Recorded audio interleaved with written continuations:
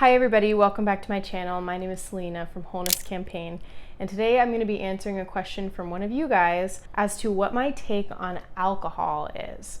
Now, the GAPS diet, which I've been on for a while now, as well as many other diets, have their own separate kind of rules around alcohol and what you should and should not be consuming, and for completely different reasons. There's a lot of different reasons. So I'm going to give you a GAPS take on alcohol and why I don't think it's terrible, but why I also don't think that it's the best and most optimal for a lot of people who are in the midst of their healing process. I think it's really easy in the health world to completely demonize an entire category of food and believe that introducing this food at some point down the line is really never going to be possible. However, I do want to challenge that because I think there are healthy ways to consume alcohol, and with a little bit of thought and intentionality behind it, you can hopefully get to the point where you are healed and your gut is healthy and your liver is strong so that you can tolerate a little bit of alcohol here and there. So without further ado, I want to go into quality and sourcing, as well as the different kinds of alcohol and what they're made of, and how these different kinds of alcoholic beverages can have an effect on your body. And I'm also going to share what things I personally would recommend for people if they're deciding whether or not alcohol is healthy, they're deciding whether it's best for their body right now, and what to really think through when you're deciding what to have, how much to have, if you should have it at all. Kind of give some clarity, because I think alcohol has been very much a black and white issue in our culture, and it can get really confusing. So like anything, I truly do believe that the kind of alcohol that you have, the sourcing of that alcohol is very important. There is a difference between going to a bar and grabbing a beer and going to a really fancy wine shop that sells organic wine and coming home and making your own mixed drink. Those are completely different ends of the spectrum, and they can often have completely different results. The tricky thing with alcohol here, and I've mentioned this in other videos when I've talked about detoxing your life and your home and everything, there are very few things in this world that don't have labels and are not required to have ingredient labels, and alcohol is one of them. Alcohol, it drives me a little crazy, but most alcohol brands do not put any ingredients on their bottles, which makes it really difficult to pick through and sort through which ones were actually made with healthy ingredients. And like anything else, toxins can be found in alcohol. There's all sorts of crappy additives, just like any other food. When it's processed and when it's made in big batches, there can be additives added into these drinks that end up really harmful for your body. Sulfates, nitrates, sugars are just a little bit of an example of things that can be added into different kind of alcoholic beverages that are not optimal for your health. So you want to make sure that it's high quality alcohol. Going for an organic brand is always going to be a better bet. Although certain organic brands do also have additives. Just because it's an organic additive doesn't mean that it's not an additive. Additives can come in all kinds of mysterious, hidden forms, and so just because it says organic doesn't necessarily mean that it's a healthy brand. However, if you're kind of on the fence and if you're trying to lean towards healthy and if you're just kind of taking steps there, organic wine is going to be the best way to ensure that it's at least not riddled with pesticides. So again, quality matters.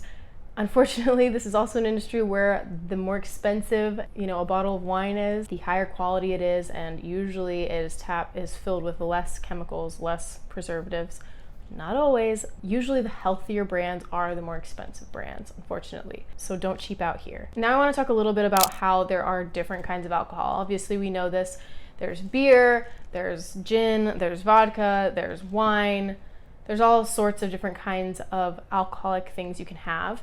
I've recently found that there's like hard kombucha out there that they're like intentionally making with like extra alcohol, which I think is kind of cool, but also, it's like anything, you have to kind of sort through the brands. Knowing a little bit about how alcohol is made and how these different forms of alcohol are made can be very helpful when you're deciding which one to have, because they're all made differently and they're all made from different things. The reason why the GAPS diet does not allow for beer, bourbon, and a couple other different kinds of alcohols is because they are made from gluten most of the time. So if you're trying to avoid gluten, having a beer, you should know that it is probably going to be made out of gluten. It's like fermented wheat. GAPS approved alcohols are any kind of dry wine, so that could be red wine or white wine, but if it needs to be dry, and they're recommending that there's no sugar added into it, as well as vodka and gin. And those two are ones that are not made with gluten, and so they're considered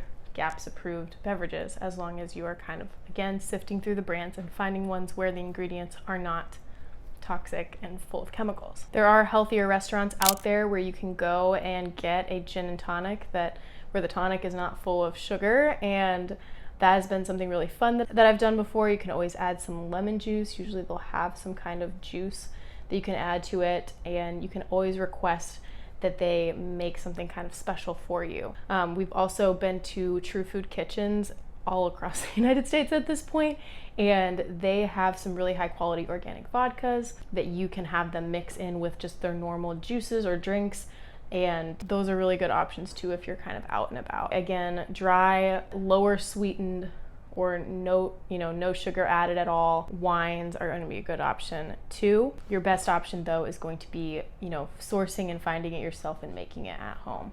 Now, the effects of alcohol on your body. I'm definitely not against alcohol in general. I think a lot of health people tend to be, and I don't think that it's the most helpful thing, because not all alcohol is bad. People used to drink alcohol all the time. They would never have the kinds of reactions or repercussions that we're dealing with now in society, because we've riddled all of our alcohol with chemicals. However, alcohol does feed pathogens in your gut. And so if you are healing your body, if you're in the process of managing some kind of health issue, disease, all of that, you're going to want to avoid it in the beginning of your healing journey, just as a way to give your body time and space to heal and get strong enough to where you can actually tolerate alcohol in a manner where it's not going to be harming you. Especially if you are struggling with any of these sluggish liver or, kind of congested liver symptoms, where your liver may not be detoxifying your body properly, you really want to take a break from it and let your detox pathways kind of restore themselves, because alcohol can have a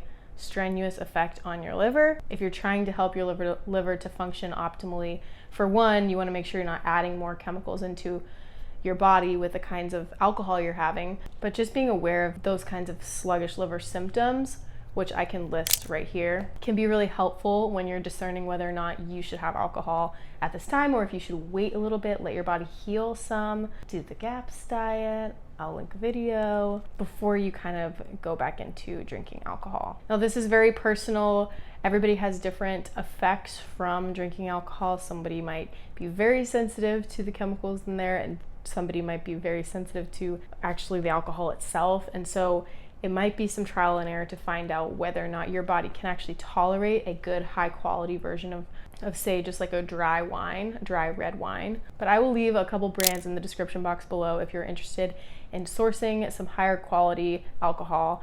I will at least try to find some red wine, because we've done a lot of searching for that in the past. So I hope this video was helpful. Please like and subscribe to this video.